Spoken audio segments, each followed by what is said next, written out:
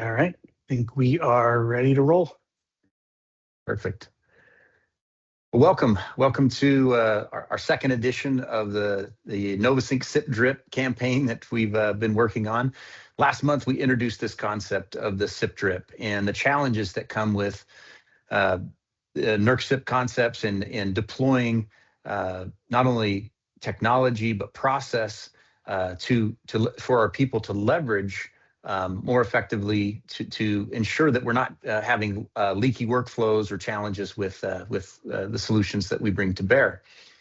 And we've realized that, or I think I realized as we talked last month, it's very easy or a simple thing to say something's broken. It's easy to say, what is the problem, right? We can say, that's a problem. I have we've had 4 instances of non-compliance in CIP 4R4 over the last 3 years. That's a problem.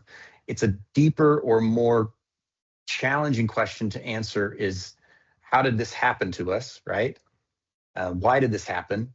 And how do I resolve it inside my organization? And so our goal today is to focus on the people aspect of the CIP Drip and give you some real-world examples of the challenges that we've seen, not only in our industry, but in other industries, and things that you can do, some tactical, I think, use cases to help solve these things from the get-go. So with that in mind, we'll jump into our agenda today. So I'm Brent Castanetto. I'm the Vice President of Business Development here at NovaSync. Spent a lot of time in industry, used to work at WEC as an auditor and as an audit team manager, spent a number of years at Archer as a consultant in the NERC CIP space. And about 5 years ago, Jared and I said, we're tired of seeing problems in industry. Let's go, and the tools that are out there aren't ready built for NERC CIP compliance specifically. Let's go build one. And so we started on that adventure nearly 5 years ago, and we're loving it and having fun. And we've helped deploy a team of individuals who are passionate about NERC CIP in the same way we are.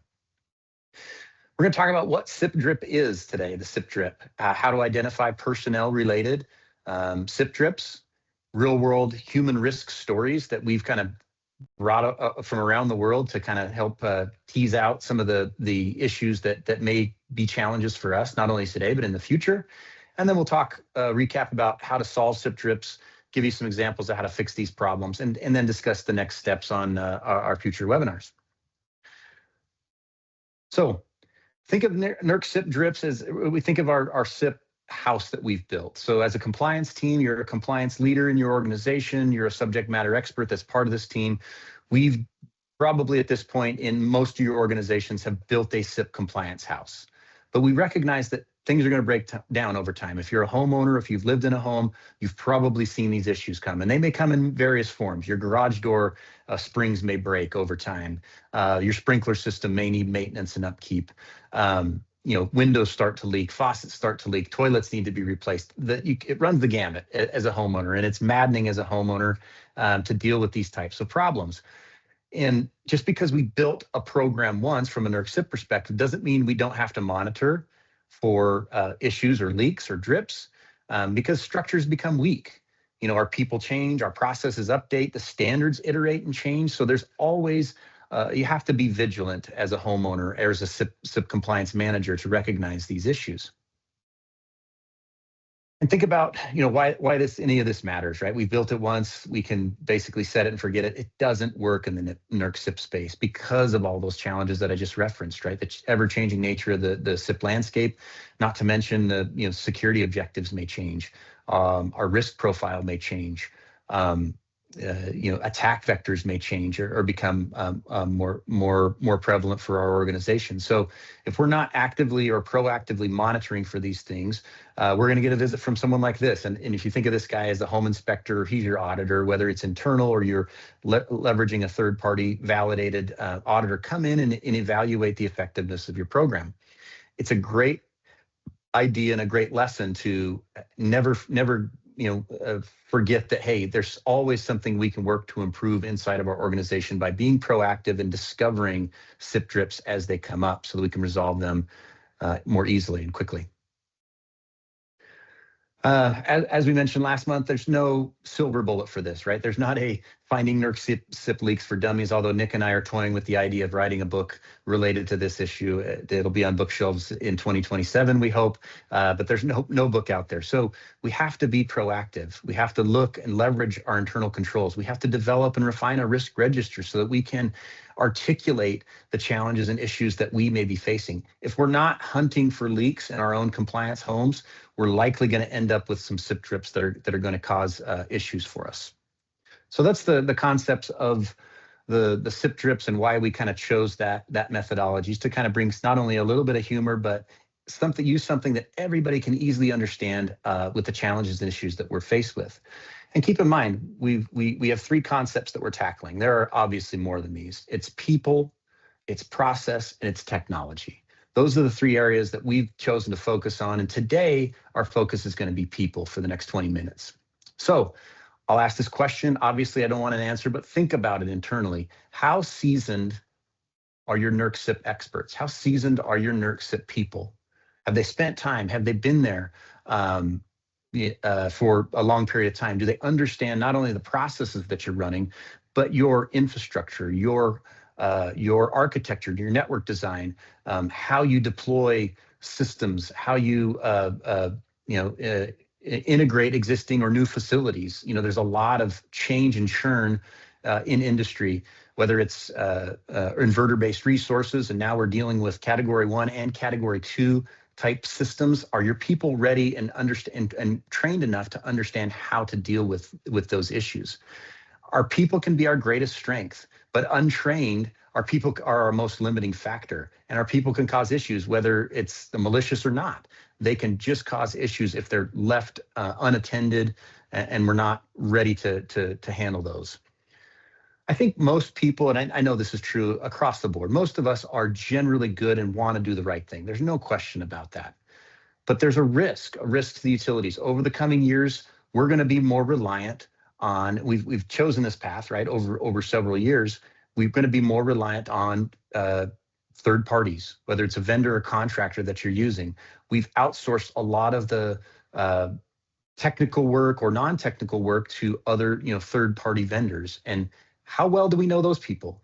How much vetting has gone into ensuring that we have the right people in our workforce? I think another risk there is people will continue to be a critical element of not only security, but our resilience for years to come, today and for years to come. And you think about the advent of AI, and everyone is thinking, how can I integrate AI into my system, into my environment? That's a unique challenge that will be addressed in the coming years, but we need to help the people understand, because the people are ultimately going to be responsible for managing and helping and supporting any AI infrastructure that we deploy. How difficult is it today to find true expertise in the electric utility space, people who know and understand this industry, because it is unique and a little bit different?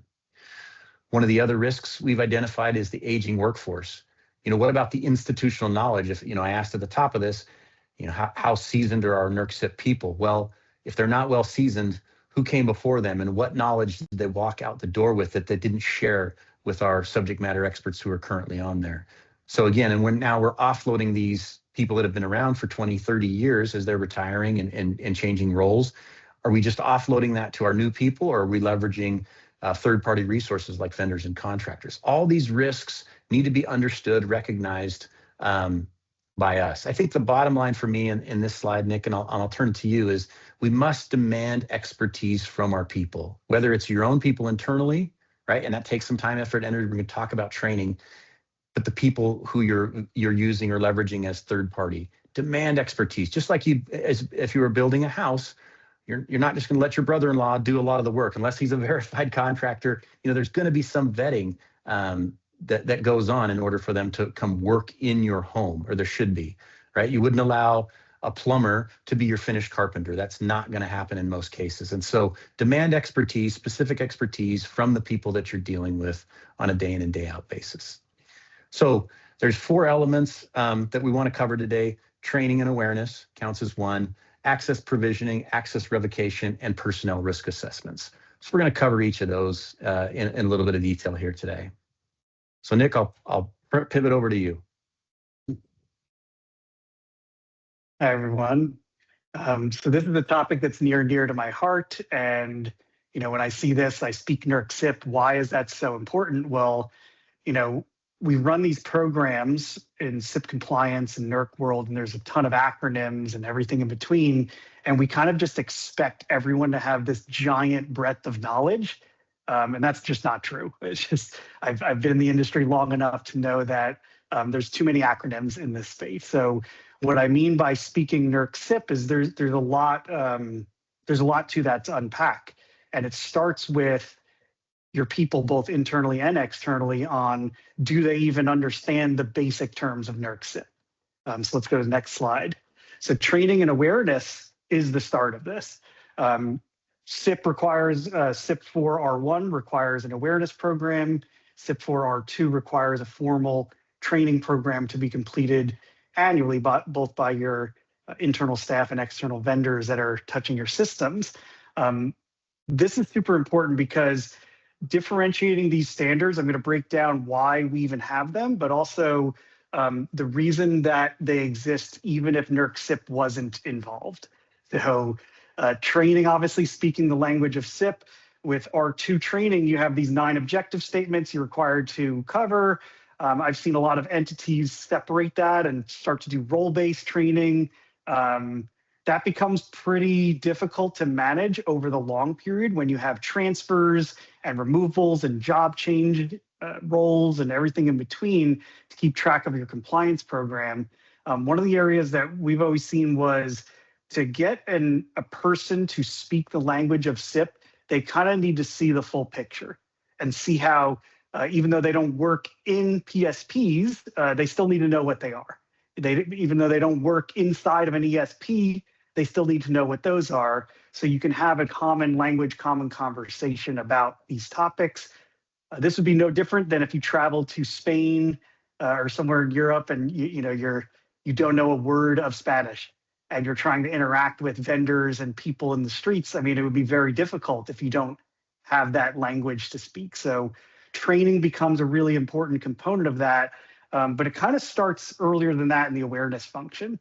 And what I'll separate the two functions is that awareness is a general understanding of the concepts that your employees may face, your contractors, vendors, and employees may face in the real world. Without an awareness, they might not even know that these are problems or risks that they may face. After they face those risks and understand them, then you put them through training, which educates them on what to do in those scenarios. Far too many times we flip the script on that or destroy the script in itself, and we expect people to know everything out of the gate. We force them through these rigid training programs, and there's not much learning that comes out of that other than checking the box for NERC CIP compliance. So we're going to talk a little bit more about how to go above and beyond that outside of the standards. Next slide. So awareness, right? If we're talking about why does CIP 4R1 exist, why does security awareness exist? It is to make your employees, contractors, and vendors more aware of security threats. Shocker. It is easy to pass compliance if you just do things like this. And believe me, I've literally seen this in my career where every quarter a CIP manager would just write an email to check the box and say they sent it out. Of course, you might be able to kind of get by on an audit, but we all know as NERC CIP experts in this field that this is kind of a waste of time from a security perspective. But this is really painting the picture that we need to do better than just showing an email for compliance and think about why we're even doing these things. Next slide. And then on the other hand, when you go through training, right, you finish all of your training and your awareness programs, and then you have a whole bunch of compliance obligations that your contractors, vendors, and employees have to abide by. You're hoping that they do all the work that you're expecting them to do. In this case, we're really trying to pull compliance data out of people into a system. These are also live examples that we've seen from many people that we've talked to over the past decade about their CIP compliance programs, where employee or employees will set calendar reminders for critical tasks throughout the weeks, months, and years. in hopes that their personal reminders can create a tracking system along with their hundreds of other peers doing the exact same thing. This is a perfect example of where a CIP drip can happen, where you're depending on a single touch point to become part of this larger system. In our case, what we typically see for NERC GRC systems is having a centralized hub or a system create this compliance vision and then be able to push tasks down to individuals. So whether they know if they missed that task or didn't miss that task, it's kind of run by the system and not by the individual. So these are all parts of things that training is actually really important when you get into the weeds of it, not just from the NERC CIP cybersecurity side of the fence, but operationally. So if operationally we are training our staff to do certain things for compliance, and they don't get done because of a vacation or an outage or transfer or slip up, that's when the system starts to break down, and it's all because people are just trying to do their job. Well so said. let's, Brent, do you have any other thoughts on this topic? Yeah, I was gonna add one thought, and it's a question, obviously, to the group that we don't need an answer to, but just think about it. When was the last time you or your subject matter experts went to something more from a security practitioner's perspective, training more than just your annual NERC CIP training and your quarterly awareness training? And if the answer is not very frequently, they haven't been to a workshop, they haven't been to a SANS security summit or any other type security related event to get better at their role, are we doing the right thing? Are we doing enough from a training perspective? That's the question I would ask, Nick. Yeah, no, it's far too many times, and we've been on a ton of audits, and I remember getting into rooms with a whole bunch of siloed departments, divisions that are doing their own compliance functions, and it's literally the first time those people have ever met each other, and they're doing the same compliance work, a different set of systems, but the same processes, just repeated and multiplied across a whole bunch of divisions. That's not great, so there's a lot of opportunity to just talk to each other and run some type of training outside of NERC CIP to understand, hey, do people really understand this stuff? Do they need help, and what do they need help with? Well said. Perfect. All right, let's pivot to personnel risk assessments then. And this is where we're going to talk about some real world experience and processes, right? So when we think about our personnel risk assessments, our PRAs, our background checks, basically, okay, we have a common set of criteria that we're obligated to leverage each and every time we run a 7-year criminal background check or whatever frequency we leverage it within our organization. Are we really doing a true in-depth vetting? I think that's the question we would ask, that I would pose to the group here.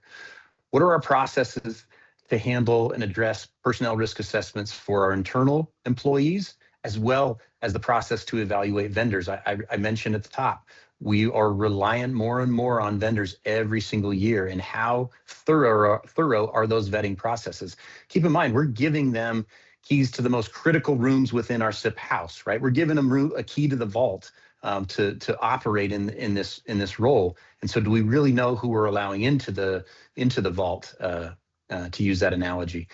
Quick example, in 2024, a company called NovaSync, who probably some of you are familiar with, needed a software engineer on an internal IT AI team. They posted a job, received resumes, conducted interviews, and after 4 interviews with this individual, they hired this person, sent him a Mac workstation, and almost immediately noticed that malware was being uploaded to their servers. They had a problem with that. And again, keep in mind, their HR's team had conducted 4 video conference interviews based on separate occasions, confirming the individual matched the photo provided. Little did they know that this person had stolen an US-based identification and had used AI to augment the picture image, that an AI-enhanced image of that individual. Fortunately, NovaSync was able to address this, catch it before it became an operational issue. But it shows you that deep fakes are real, and hiring the wrong person is happening. Just recently, I think a week ago, I got an alert on this one. Someone in a multinational, big organization was part of a phishing campaign that was long and strenuous and very in depth, where this person was called to a meeting by deep-faked CFO and the entire financial team staff to get on a webinar with them. And the CFO basically said to this person, you need to transfer this money over 15 different transactions to these companies. And the person really didn't question it because the call looked real. Everybody's images looked real in this webinar, and they transferred over $25 million to these different companies. So how do we know who we can trust? Amazon in itself has seen nearly a third over the last year increase in nation-state adversary attacks in this space. This is a new and evolving risk and will continue to evolve with all of this AI-enhanced capability that people have access to. There was a woman in Arizona that was sentenced to more than 8 years in prison for running a laptop farm for workers in North Korea that resulted in more than $17 million in losses for U.S. companies. And here's a picture of that server farm. You can see right there. Looks like it was in her garage or in a shop somewhere. You can see all the laptops stood up. Probably have the passwords on those little sticky notes or what company it's for. And so she was just managing the throughput for these people and getting paid on the back end from a nation state adversary. So, if we look at our current process from a personnel risk assessment, from a training perspective, have we just digitized our problem? Or are we really trying to leverage automation and new and emerging technology to address this emerging risk? Trust me, FERC and NERC are aware of this happening in real world. And so the standards will iterate or adjust to accommodate that. But we're being reactive. And it's going to take 2 to 3 years for standards drafting team to be stood up and ultimately a new standard to be put in place. But the risk is here now. So I think recognizing that risk and trying to understand some of the tools that can help resolve these things will benefit us greatly. Let's talk briefly about this use case. And we're talking about personnel risk assessment, access provisioning, access revocation, but it falls and harkens back to training and awareness. If you don't know who this gentleman's name is Terry Childs. Terry Childs worked for the city of San Francisco for a number of years, was the network administrator and had all the keys to the kingdom, all the passwords to these. Terry found out that he was being terminated on a given date. And before that termination action could be undertaken, he basically changed all the passwords and was the only person who knew the passwords to their most critical core routers, all the switches, all the network gear. And so they were essentially locked out of their network and held it hostage. So as we look at the people we're letting into our environment and we have processes in place to either transfer, revoke, terminate, or onboard individuals, just keep in mind there are tools that we can leverage like password rotation tools, a variety of tools that will help resolve some of these types of issues for us. So we've talked about personnel related drips. I think we've given some perfect examples of where that could happen to you. And we've talked about training, we've talked about PRAs. Let's talk about provisioning and revocation. We're responsible as a compliance team for managing our human capital as they come into and go out of our most critical environments, right? We are left to pull data from multiple systems. We get a little bit here from our human resources system. We may get some from our physical access control system, our ecom system, and other monitoring tools that we have to bring all this data together and make sense of it somehow. Oh, and don't forget, when this person transfers or changes a role, we have to accommodate and account for that. So I think of the process that I just walked through there as a very manual, very heavy process that allows for a lot of opportunity for failure. And I look back at what we've done in other areas of the NERC space. If you're familiar with the facility ratings, FAC 3, one of the things we have to do from a FAC 3 perspective is monitor our line clearances to make sure that trees, branches aren't going to fall into our transmission system lines and cause issues. We used to do that through sending out a forester who would tromp through the wilderness and basically evaluate and say that tree is growing a little too far. We need to send a crew out here. That's how we did it in the past. Fast forward to several years later, we were leveraging helicopters. So we'd fly our foresters in the air and they would look and say, yep, these are the lines we need to trim.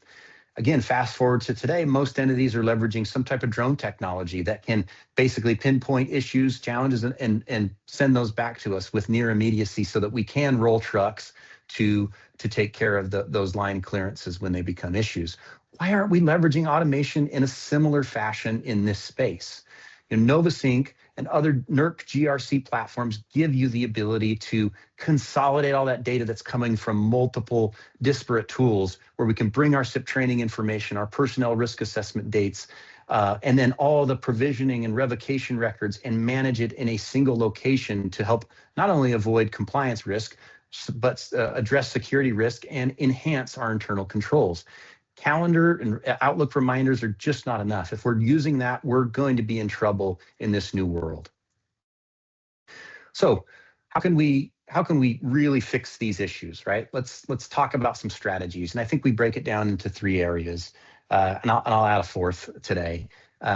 The first one, I think, is connecting your people. Nick mentioned the first time he's been on audits, and you see these people shaking hands, and they should be fast friends, but this is the first time they've ever met during an audit engagement. Probably not the best look, right? We should really try and hone in on getting our people together more frequently so they understand the role they play and the rules they must live by with respect to our program and our CIP house.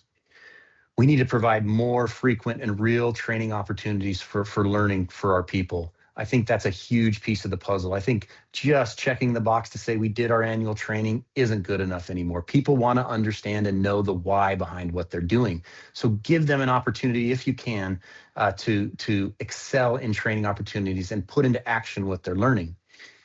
Third, put the puzzle pieces together. Connect the data through using a centralized hub through a NERC GRC platform like NovaSync, right? We can consolidate that information and give you power and empower you to be more effective in your role through that centralized hub. And the last thing I'll add is just harkens back to number 2. Train, train, train. If you can really help train your people through true training opportunities, it will help them not only understand what their role is and how they're supposed to work effectively, but empower them to do the right things. So connecting these systems, we talked about I can connect my physical access control system, my ecom systems, my HR systems, my identity and access management solutions. NovaSync is a GRC platform that allows you to do that. It'll allow you to put all the puzzle pieces together so you can see the complete story and help your teams understand what that story is to them. So helping, using that CIP house analogy in order to build this, like we're leveraging some type of project manager likely, or a superintendent that's going to bring all this together. That's your job as a compliance team, a compliance manager, is to connect these systems to help us get the most appropriate outcomes. NovaSync has several modules that focus and address these risks that we've talked about today. Not only do we have a fully functional identity and access management solution, but we can integrate with existing processes and technologies. We have risk management modules that help you identify and escalate and test the risks that you have out there inside your organization. We have internal controls modules to help you strengthen, to test those controls, to make sure they're effective, and to tell your story to senior leadership and audit teams when they come asking, well, how are you doing to help grow, strengthen, and augment your existing environment? So that's what we do. We're NERC CIP GRC experts. We live and breathe this stuff, and we love the clients that we get to work with, and we'll leave it there for today.